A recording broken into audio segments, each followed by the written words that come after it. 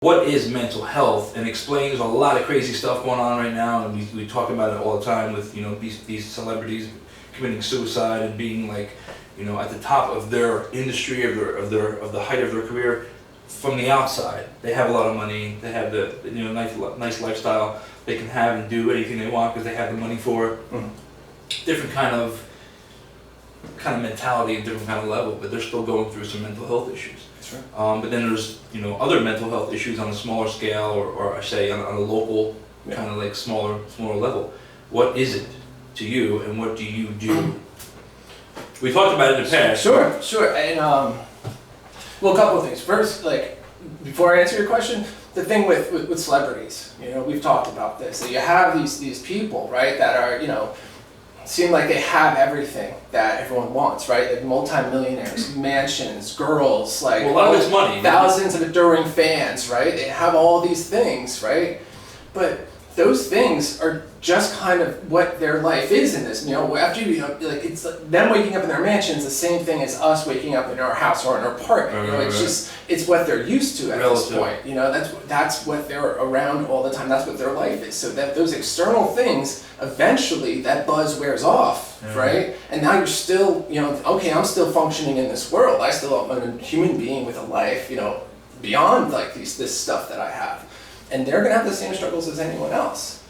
And I think that, you know, we're in like an epidemic right now, okay, like in society.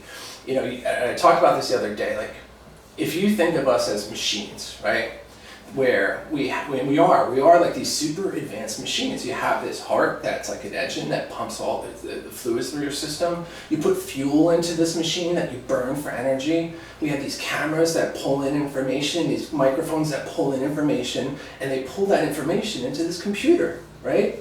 Now when we're born, that computer, it's like it's just the hard drive of the computer. There hasn't been any software downloaded yet. There hasn't been any programs. But every experience that baby has, as soon as its skin touches the air and it pulls that information and it starts downloading these experiences, right? And we learn what behaviors come with reward, what behaviors come with consequence, right? I'm 2 years old, I touch a hot stove, ow, I learn touching the hot stove equals consequence. I download that file. And then every experience we have, you know, it's to the point where a baby, some babies that were adopted from Russian orphanages, in those orphanages, they don't believe in comforting a crying baby, right? So that baby then gets adopted by this awesome family, right? They do everything right growing up, but at 16, that kid will say, I don't feel any connection with these parents at all, right? I feel like they're two strangers living in the house with me, because at the very earliest moments of that baby's life, never learned to connect or rely on an adult caregiver, right? Mm-hmm. So that early experience shaped, you know, something down the road. So you think about when we were growing up, right? There was more parental influence in the household, right? There was more, the parents were around more, they didn't have to work as much usually, right?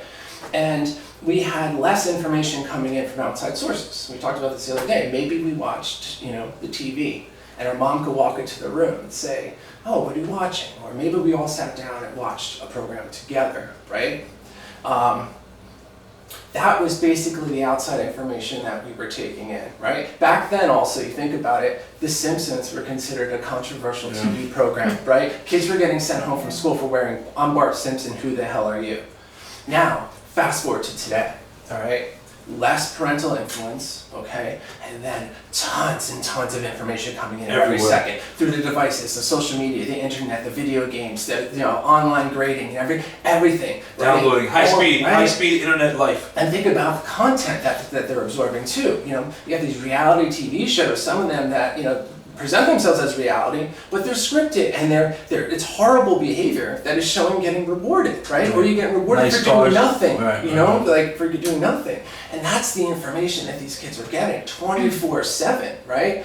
And now, you know, we also look at the information, what's going on, the news. You turn on the news, you know, if it bleeds, it leads. You have, you know, all these mass shootings, you know, that we're talking about, and you know, you go on the news, you see things about fires and war and devastation, and you know, it's a lot of negative information without much balance with positive information. And I think that's where where we are right now. Okay, so that's why the mental health issue is such on the rise, right?